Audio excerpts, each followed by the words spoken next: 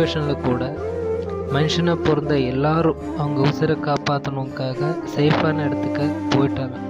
ஆனால் இந்த சுச்சுவேஷனில் நம்மளை சுற்றி இந்த மாதிரி சின்ன சின்ன உசிறுகளும் இருக்காங்க.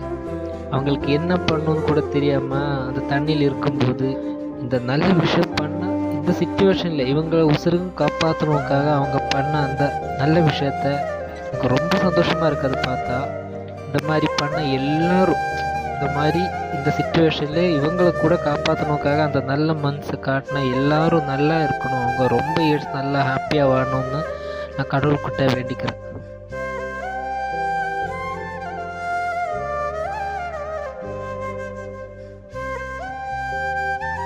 இந்த வீடியோ பார்த்தாலே தெரியும், அவங்க எல்லாம் அந்த நாய்க்குட்டிங்களை எல்லாரும் கூப்பிடும்போது அவங்க மனுஷன்கிட்ட போகிறதுக்கே பயப்படுறாங்க. ஏன்னா நேற்று வரைக்கும் இந்த மனுஷனை பார்த்து பயந்து ஓடிட்டு இருந்தாங்க. அவங்க நம்ம கூட்டத்திலே சில கெட்டவங்களும் இருக்காங்களே, அவங்க இந்த நாய்க்குட்டிகளை எங்கே பார்த்தாலும் துரத்தி ஓட விடுவாங்க. அதில் அவங்களுக்கு ஒரு சந்தோஷம் கிடைக்குதுன்னு நினைக்கிறேன்.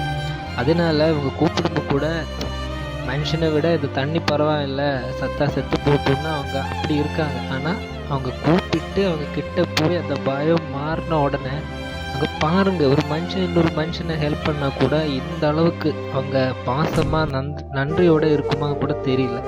அந்த அளவுக்கு அந்த நாய்க்குட்டிங்க அவங்க காப்பாற்றிட்டு, அந்த மனுஷன் நம்மளை காப்பாற்றிட்டுன்னு ரொம்ப பாசமாக ரொம்ப நன்றியோட அவங்க என்ன பண்ணுறதுன்னு பாரு, எவ்வளோ சந்தோஷமான விஷயம்.